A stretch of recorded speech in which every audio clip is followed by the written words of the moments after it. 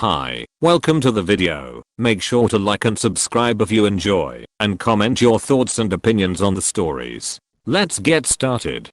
Am I the antagonist for not allowing my mom in my bedroom? My mom, 61F, was visiting my husband, M34, and I, 30F, over the weekend for our daughter's birthday party. My side of the family is very messy relationship-wise.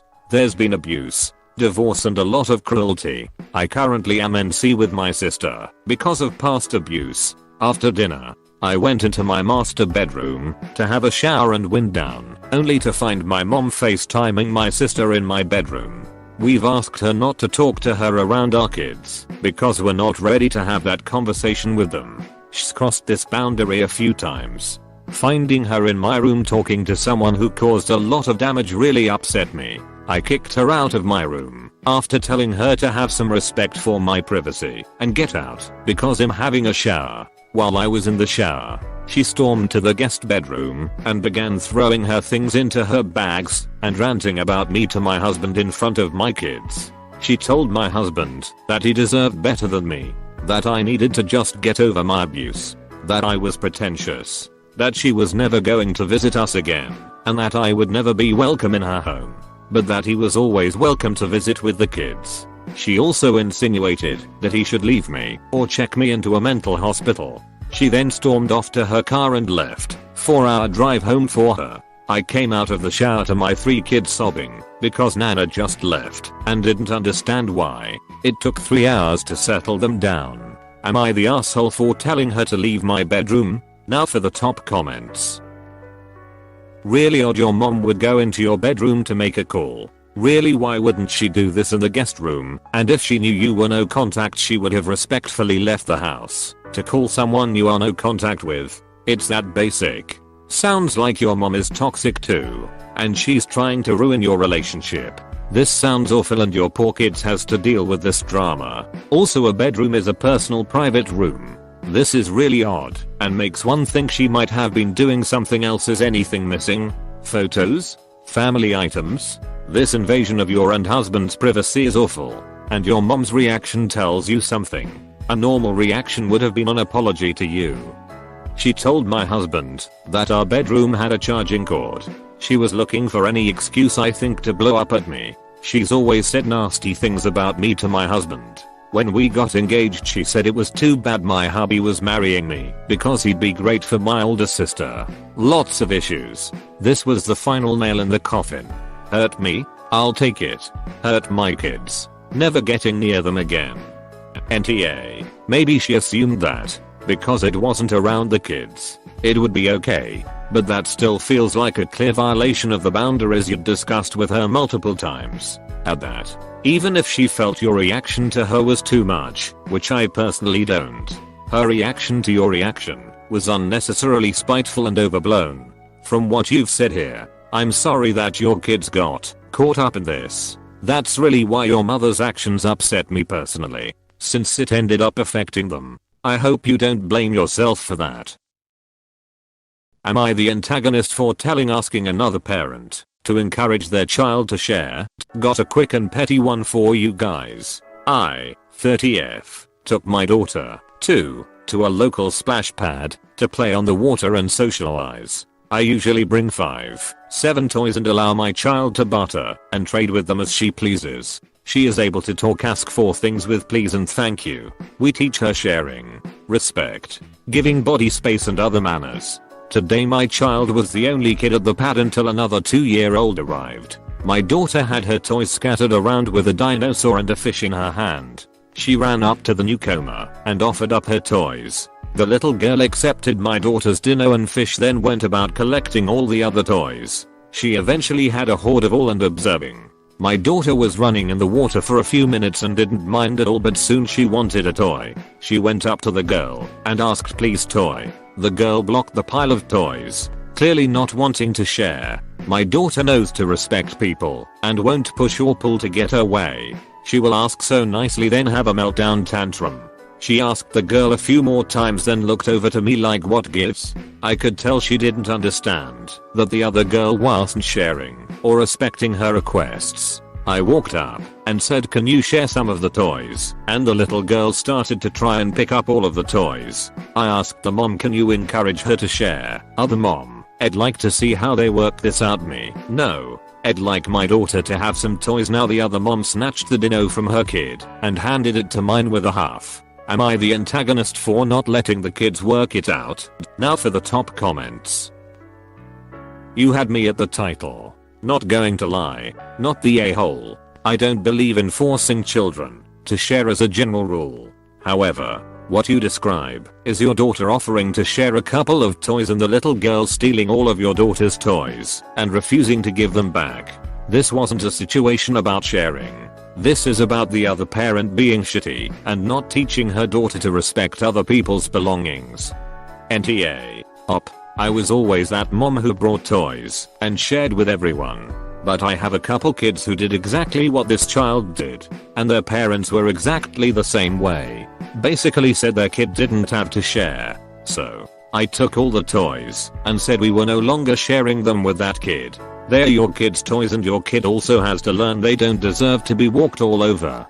NTA. Your kid already asked multiple times. What else was she supposed to do? Also, they are all her toys anyway. NTA. You were asking nicely plus the girl had your daughter's toys. Other mom, I'd like to see how they work this out. Is she okay there too? Was she going to wait till both of them break down crying to do something? Am I the antagonist for telling my GF she is cold and cynical? My GF, 26F, and I, 27 male, have been dating for about a year. We've been talking more about serious matters since I want to ask her to move in with me. I'm a pilot and she's an engineer, and we met through work. She is definitely the most responsible and practical girl I've ever met. Must the engineer in her. She is very pragmatic and very mathematical, which I find very attractive. But recently we had a conversation that I find very troubling. We were talking about having kids, which she says she only wants one, maybe two. To be clear, I don't have an issue with that. I don't want a huge number, but I casually asked why. She told me it was an amount she was comfortable raising alone if she was widowed or became a single mother. I was shocked that she had thought of that and told her I would never leave her to raise children alone. And she told me I can't promise that, plus she has worked around enough pilots to know how common cheating with colleagues or divorce are, and that she would expect me to be faithful and for our relationship to be permanent, but she won't put herself in the position of relying on me. I couldn't believe what I was hearing and asked her why she would date me if she assumed I'd cheat. She shrugs and tells me cheating is extremely common and all those people's spouses don't think their partner will cheat, and they do it anyway, so she would never use faith on something like that to guide her life. I just don't know what to say and ask her if she is cynical because she's been cheated once. She gets annoyed and says her exes are surprisingly decent people, but she'd rather learn from other people's mistake than her own. I told her that was so cold, and she told me to look back on this conversation in 20 years when I'm older and wiser, and realize she is right. Now for the top comments. AITA. She's right. You can't promise that you'll be around. You could get in a car crash and die. She's being real with you. For someone who claims he loves those qualities in her, you don't like her words because they aren't music to your ears. Would you rather her lie to you at this point, just for you to hear what you want instead? Also, depending on his route, she'll effectively be a single mom for many days a month. My best friend is a flight attendant, and she's in hotels prob 10 to 15 nights a month. That means 10 to 15 bedtimes that would have to be wrangled solo. AITA. She's not saying she thinks you'll cheat or die. She's saying that those things do in fact happen to people, and she doesn't ever want to be in a position where she has to fear for her ability to provide for her children. That's simply true and responsible, and no one wants to be in a situation where they wish they had been less naive. Abortion rights are under attack, and every woman, engineer or not, has had to think extensively about options. Edit. Grammar. To add. Are people who choose who will take care of their young children, godparents/whoever, in the event of both parents passing cold and cynical? Thinking of how your children are cared for if something happens is smart. 1 or 2 children are also a bit easier for family to take in and keep together instead of 4 if something happens to both parents. Am I the antagonist for wanting to report my pregnant boss and quit? I, 27F, have been at my job for 11 months. In those 11 months I've started school and reduced my work schedule significantly. When I told my boss I was going to school, she, 29F, seems excited. That was until she got pregnant. Then she opposed me working less because it would put a lot of stress on her and her baby. Still, I went to school with reduced work hours. She's in her 2nd trimester and she makes everything at work about her pregnancy. She refuses to take out 2 small bags that weigh maybe 2 pounds because she's pregnant and it's too hot for a pregnant woman to go outside. She complains that soon she just won't do much cause she's pregnant. If she has a doctor's appointment she has to go to it and we are expected to cover her even if she didn't schedule them correctly. 2 weeks ago my uncle passed away suddenly and his funeral was last Monday. I let her know prior to her making the schedule, so she didn't schedule me and she responded fairly annoyed telling me to find coverage. I felt that was kind of messed up as it was a funeral, but I found coverage anyway. Today I had a kidney infection that landed me in the hospital. My husband texted my boss to let her know I was in the emergency room and my boss, instead of seeing if I was okay, said so what's not coming in. My husband told her most likely no, to which she didn't respond. Honestly, I was at my breaking point. My coworker and I are so burnt out on picking up the slack that she never wants to do. It's her world and we just live in it. If we're sick it's a problem. If she's sick we're expected to be kind and understanding. We're human beings. Either way, I called her and snapped saying I didn't want to work for a boss who didn't care if I lived or died. That I'm still a human being and things happen and it's not far to treat someone like this. She hung up on me. I'm planning on reporting her to my higher ups or ours and requesting a transfer. But honestly I may just quit. Am I the asshole here? Edit. This probably doesn't matter, but when I started working there I told her my husband and I were trying to have kids. It's been a really hard journey and a lot of appointments and negative tests. It's been heartbreaking. She and her boyfriend have been together less than a few months and got pregnant on accident. I was happy for her, even when she was talking about how she felt like she should abort it cause she didn't feel like the father would put in enough effort. A lot of the time I feel like she's rubbing her pregnancy in my face. I got my period at work one time and got a little emotional and took a moment to get a little teary, then pull myself together. When she asked why I was upset I told her the reason. She cold cared less and started talking about her excitement to learn the gender of the baby. It is slowly making me resent her. Now for the top comments. NTA. If your boss needs to take on less for her medical condition, the company needs to ensure proper staffing. You should not be made to feel guilty because you also have personal and medical needs.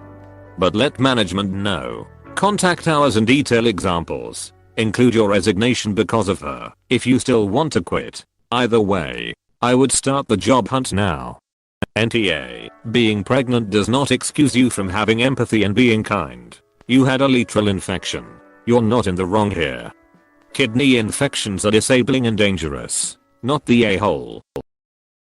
Am I the antagonist for not allowing my daughter social media and in turn cutting her off from her friends? My daughter, 13F, is leaving school for the summer soon. She's been going on about getting Snapchat for a couple weeks now, and I've consistently said no. Last month she tried to make a secret account behind my back which lost her phone up until recently. She's been getting increasingly desperate, telling me I'm running her summer. Her friends only communicate through Snapchat groups, and she's being left out of all their summer plans because she isn't in the group. I simply told her if they weren't willing to communicate in other means they weren't true friends and she can do better. She'll be in some clubs over the summer so she can make new friends. These ones obviously aren't willing to adapt for her. She hates me, obviously, and has been down in the dumps. My ex has contacted me recently and told me to lighten up, but I told her our daughter has already proven she can't be trusted by going behind my back in the first place. No one seems to be on my side, and I'm half tempted to just give in. People chastise you for allowing your teen on social media and then call you abusive when you don't allow it. You can't win. Am I the antagonist? I do know her friends mean a lot to her. Now for the top comments. AITA. Not heavily, but I was convinced that if they can't communicate through other means, you can do better. That basically infers she should drop a whole group of friends cause they have a social app you don't want your daughter to have. To that end, Snapchat has multiple features that make accounts secure from outsiders. If that's what's worrying you, by default all stories and chats are private between those she has added, so she'd be completely safe as long as she sticks to her group of friends. I understand your concerns, but ultimately this isn't fair. Imo could also set the rule to make sure their location sharing is off. Info. What other means of communication are available to her? Does she have basic texting on her phone? Or is it one where you're not paying for a plan and she relies on Wi-Fi? AITA. Slightly. Social media isn't something to inherently be feared, but it is something that kids need to be educated about. Cutting her off socially from her social circle will only make her get better about hiding things from you in the future and make her feel like she can't have open communication with you. Am I the antagonist for calling the cops on my friend? I'm going to keep this short because it's a lot. Me, 18F, and my friend, 19F, have been friends for a while, but we've started to have problems. She has drained me of money and pressures me to give her stuff. She stayed the night at my house a few days ago, and the entire time I had a bad feeling like something was going to happen. I stayed up all night that night and I fell asleep around 12 PM. I woke up to her telling me she was leaving. I walked her out and said goodbye. The next day I tried to text her, but I noticed I was blocked. So I talked with a mutual about it. They told me they would contact her and see what's going on. I receive a screenshot from the mutual of my Nintendo Switch and hers with a caption of her bragging about stealing it. Also noticed my debit cards were gone and a gift card a family member gave me. I called the cops once everything clicked with me. I went to her house with a cop to retrieve some items I left there and to get my Switch. She gave me my Switch back but didn't give me my case or my games. Her mom called me an asshole for calling the cops. So am I the asshole? Important thing, I missed her mom called me an asshole because her daughter, my friend, already has a criminal record for stealing. Now for the top comments. Absolutely not the a-hole, and I wouldn't feel bad about lodging a small claim for those missing games either. I probably will. She took over $100 worth of games. NTA. Her mom is enabling her own daughter to be a criminal. Great. Top-notch parenting right there. Enabling your daughter stealing. Mom and daughter are both awful and must be avoided at all costs. NTA, and she is not your friend. Block this person and never let them in your house again.